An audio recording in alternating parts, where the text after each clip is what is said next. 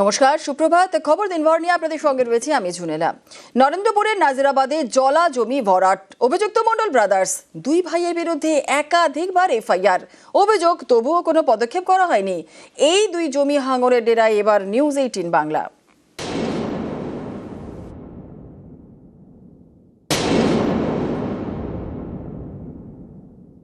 অসীমবাবু আছেন? অসীমবাবু আছেন?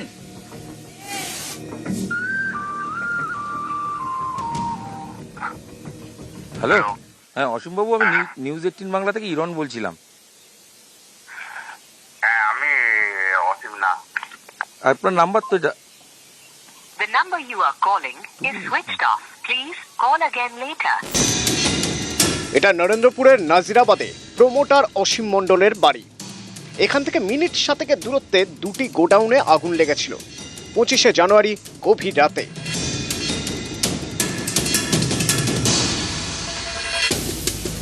সেই আগুন নিভে গিয়েছে, কিন্তু জ্বলছে একাধিক ইস্যু। তার মধ্যে অন্যতম জলা জমি ভরাট করে দেদার বেআইনি নির্মাণ। আর এর নেপথ্যে একটি নাম বারবার উঠে এসেছে, অসীম মণ্ডল। তার বিরুদ্ধে জলাভূমি ভরাট করে একের পর এক বেআইনি নির্মাণের অভিযোগ। অসীম মণ্ডল আছে, লোকাল প্রমোটার। উনি বেশি প্রত্যেকটা গোডাউনের পিছনে ওনার হাত আছে। অসীম মণ্ডল স্থানীয় প্রমোটার, তার ব্যবসায় রয়েছেন ভাই পবন মণ্ডল। এই দুজনের বিরুদ্ধে জলাজমি বুঝিয়ে বেআইনি নির্মাণের অভিযোগ। নাজিরাবাদে জলাজমি বুঝিয়ে তৈরি হওয়া 14 থেকে 15টি গোডাউন অসীম মণ্ডলের বলে দাবি।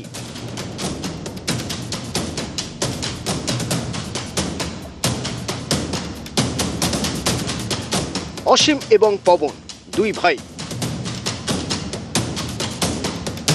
দুই ভাইয়ের নামেই একাধিকবার এফআইআর হয়েছে, অভিযোগ তবুও কোনো পদক্ষেপ করা হয়নি। অসীম মণ্ডল আছে, লোকাল প্রমোটার। উনি বেশি প্রত্যেকটা গোডাউনের পিছনে ওনার হাত আছে। নাম দিয়ে কমপ্লেন করা আছে। থানা পুলিশ কিছু ব্যবস্থা নেয় না? থানা তো খুদ সেখানে দাঁড়িয়ে থাকে। থানা গার্ড দিয়ে কাজ হচ্ছে, তাহলে আর প্রোটেকশনটা দেবে কি? বিস্ফোরক অভিযোগ করছেন কি? একদম যা দেখছি তাই বলছি, কোনো অ্যাকশন নেই। আমার জমিগুলো নিয়ে নিল। আর আপনার জমি নিয়ে নিয়েছে? যে জলাভূমিগুলো ভরাট হয় যখন দেখেন, প্রশাসন কি করে? প্রশাসন কি, যখন গাড়ি আসে মাল ফেলে চলে যায়। ভরাট তো হয় দিনের বেলা, রাত্রি হয়। পুলিশ কিছু বলে না? কি বলবে, তাদের টাকা পয়সা খাই বন্ধ করে দিয়েছে। এই জমি হাঙরদের ডেরায় নিউজ 18 বাংলা।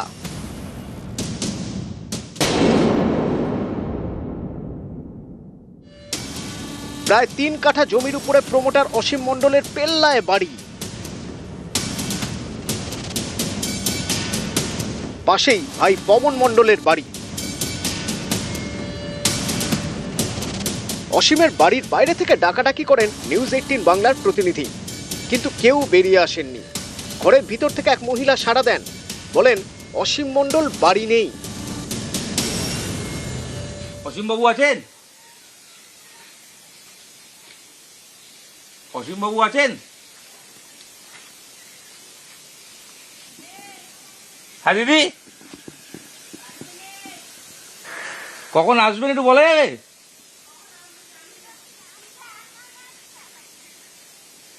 এখন বাড়িতে নেই।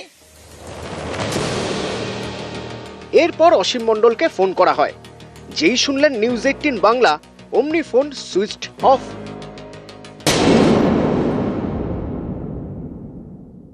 হ্যালো, হ্যাঁ অসীমবাবু, আমি নিউজ 18 বাংলা থেকে ইরন বলছিলাম। হ্যাঁ, আমি অসীম না। আপনার নাম্বার তো The number you are calling is switched off. Please call again later. যে নম্বরে আপনি কল করছেন সেটি সুইচড অফ আছে। দয়া করে পুনরায় চেষ্টা করুন।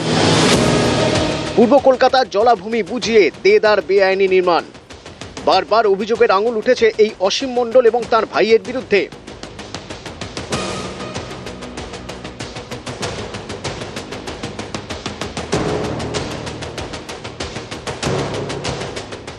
অসীম মণ্ডল নাকি 14-15টা গোডাউনের মালিক এখানে। না, গোডাউন মানে কতগুলো তা জানিনি। শুনুন, কেউ না কেউ কিছু একটা কাটি করছে যে এই বোধহয় ওকে অ্যারেস্ট করবে, ওকে বোধহয় ধরে নিয়ে যাবে, এরকম একটা প্ল্যানিং। ভয় পেয়েছেন উনি? হ্যাঁ, ভয় পাবেই তো। আপনি মেনে নিচ্ছেন যে আপনার দাদা বা ভাই এরা যা করেছে ভুল করেছে না ঠিক করেছে? হ্যাঁ, কিছু জায়গাতে ভুল হয়েছে, ভুল তো কিছু হয়েছে।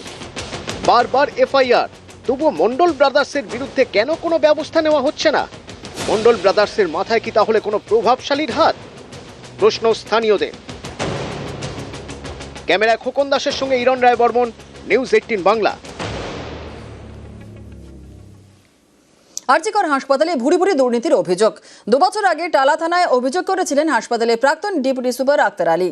সেই মামলাতেই এবার তাঁর বিরুদ্ধে জামিন অযোগ্য গ্রেফতারি পরোয়ানা আলিপুর বিশেষ সিবিআই আদালতের। বিচারকের নির্দেশ, আক্তার আলীকে দ্রুত গ্রেফতার করতে হবে।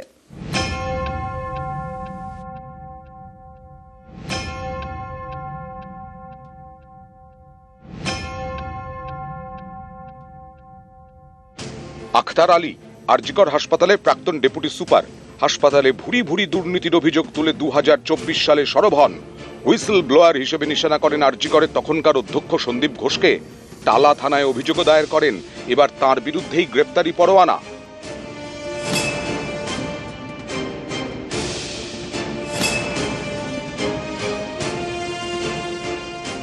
আরজিকরের প্রাক্তন ডেপুটি সুপারের করা দুর্নীতির অভিযোগ তদন্ত করছে সিবিআই এবং ইডি। শুক্রবার আলিপুর বিশেষ সিবিআই আদালতে হয় শুনানি। সেখানেই অভিযোগকারী আক্তার আলীর বিরুদ্ধে গ্রেফতারি পরোয়ানা জারি করেন বিচারক। এর আগে আদালতে 5 বার হাজিরা দেননি আক্তার আলী, তাই এবার তার বিরুদ্ধে জামিনযোগ্য গ্রেফতারি পরোয়ানা। এদিন শুনানির সময় আক্তার আলীর আইনজীবী বলেন, তার মক্কেল অসুস্থ, হাইকোর্টে তার আগাম জামিনের আবেদন খারিজ হয়েছে। তিনি নার্সিংহোমের চিকিৎসাধীন, চিকিৎসক বেড রেস্টের পরামর্শ দিয়েছেন। তখন বিচারক বলেন, কি এমন হয়েছে যে নার্সিংহোমে চিকিৎসাধীন, চিকিৎসক বেড রেস্ট নিতে বলেছেন আর উনি ভর্তি হয়ে গেলেন? নার্সিংহোমকে কেন বিপদে ফেলছেন? এই সময় আরজিকরের প্রাক্তন অধ্যক্ষ সন্দীপ ঘোষের আইনজীবী বলেন, আমার মক্কেল জেলবন্দি আর আক্তার আলী আদালতের নির্দেশ অমান্য করেই চলেছেন। 12 বছরের বেশি সময় ধরে দুর্নীতির সঙ্গে যুক্ত, ইচ্ছাকৃতভাবে আদালতের আদেশ অমান্য করেছেন। তখন বিচারক বলেন, এই অসুস্থতার বিষয়ে আদালত সন্তুষ্ট নয়। আক্তার আলীর বিরুদ্ধে জামিন অযোগ্য গ্রেফতারি পরোয়ানা জারি করা হচ্ছে। যত দ্রুত সম্ভব তাকে গ্রেফতার করতে হবে। করাপশন কিছু যদি আরজি করে সেই সময় হয়ে থাকে, সেটা আক্তার আলীর নেতৃত্বেই হতো এবং সমস্ত ডকুমেন্ট আমরা দেখাচ্ছিলাম, কিন্তু সেই সময় সিবিআই সেই ডকুমেন্টগুলোর গ্রহণযোগ্যতা থাকা সত্ত্বেও কোনোভাবেই মেনে নেয়নি। কোর্ট সামন করেছিলেন, কোনোভাবেই উনি আসছিলেন না। তাই কোর্ট আজকে এই সমস্ত কিছু কনসিডার করে বলেছেন যে উইলফুলি উনি এইভাবে অ্যাভয়েড করছেন কোর্টকে, এবং সমস্ত অ্যাকিউজ জেলের মধ্যে আছি তাদের বিচার ব্যবস্থাও থামিয়ে রেখেছেন উনি। আর যে সমস্ত কাগজপত্র উনি দিয়েছেন জমা, মেডিকেল ডকুমেন্ট, সেগুলো কোর্টের কাছে গ্রহণযোগ্য বা বিশ্বাসযোগ্য মনে হয়নি। এই সব কিছু কনসিডার করে উনি ওনার বিরুদ্ধে নন বেলেবল ওয়ারেন্ট ইস্যু করেছেন। 2024 আক্তার আলী দাবি করেন, সন্দীপ ঘোষের জমানাতেই আরজিকর থেকে বেওয়ারিশ দেহ বেসরকারি ল্যাবরেটরিতে বিক্রি করা হয়। উনি ডেড বডিগুলো ওয়ার্কশপের জন্য দিয়ে দিতেন, বিক্রি করে দিতেন। আনক্লেম বডি, পিএম বডি, এটা নিয়ে কমপ্লেন হয়েছিল, ন্যাশনাল হিউম্যান রাইট কমিশন থেকে তদন্ত করেছিল। প্যারামেডিক্যাল ওয়েস্ট, যেটা syringe use, saline bottle, rubber gloves, hand gloves, এগুলো ইউজ, সেটাকে চ্যানেলাইজ করে কিছু বাংলাদেশি সিটিজেন এটাকে নিয়ে যাচ্ছিল এবং ওখানে গিয়ে রিসাইকেল করছিল। এদিন আলিপুর ইডির বিশেষ আদালতে আরজিকরে দুর্নীতি মামলায় চার্জশিট পেশ করে ইডি। সেই চার্জশিটে আরজিকরে প্রাক্তন অধ্যক্ষ সন্দীপ ঘোষ সহ 4 জনের নাম।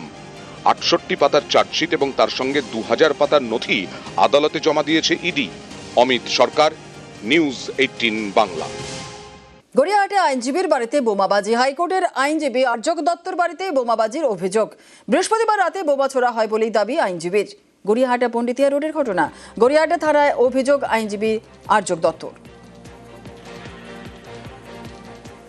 হঠাৎ একটা বিকট আওয়াজ করে একটা বোম ফাটে বাড়ির মধ্যে। তো তখন আমি ভাবি হয়তো কোনো বিয়ে বাড়ি যাচ্ছে বা কেউ যাচ্ছে, সেখানে সেই চকলেট বোম ফাটিয়েছে। সকালে আমি দরজা খুলে দেখি সেখানে একটা হ্যান্ডমেড বোম রাখা আছে, আর তার থেকে অনেক স্প্রিন্টার চারদিকে ছড়িয়ে আছে এবং বারুদ ছড়িয়ে আছে। তখন ন্যাচারালি ভয় পেয়ে গিয়ে আমি তখন পুলিশকে খবর দিই।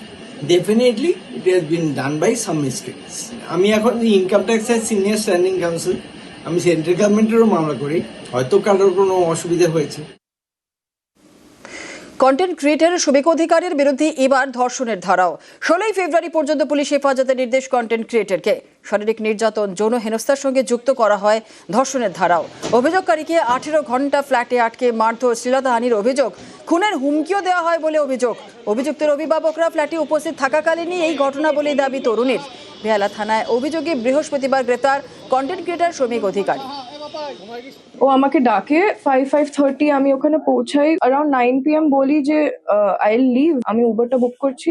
ও আমার থেকে ফ্রেন্ডলি ওয়েতে আমার ফোনটা ছিনিয়ে নেয়, দিয়ে he starts going through my phone. He discovers that I am talking to somebody. ওর একটা ইগো হার্ট হয়েছিল ওই মোমেন্টে, যে আমি একটা কন্টেন্ট ক্রিয়েটরের সাথে কেন কথা বলছি। দরজা লক করে আমাকে মারা শুরু করে। যে ওখানে ওর মা বাবা ছিল, হ্যাঁ বলি, আমি না বলি, আমি সত্যি কথা বলি, আমি মিথ্যে কথা বলি, নিজেকে বাঁচানোর জন্য ওর সব কটা কথায় আমাকে মারছিল টু দ্য এক্সটেন্ট যেখানে আমার চোখ বন্ধ হয়ে গেছিল। আমার এটাই লাস্ট মনে আছে যে ও আমাকে জিজ্ঞেস করে যে তোর খুব লেগেছে না, আর যে আমাকে আর মেরো না, আমার খুব লাগছে, প্লিজ আমাকে ছেড়ে দাও। এত জোরে আমার রাইট আইতে মারেছি, আমার দুটো চোখ এবার বন্ধ আছে, আমি খুব জোরে চিল্লাই।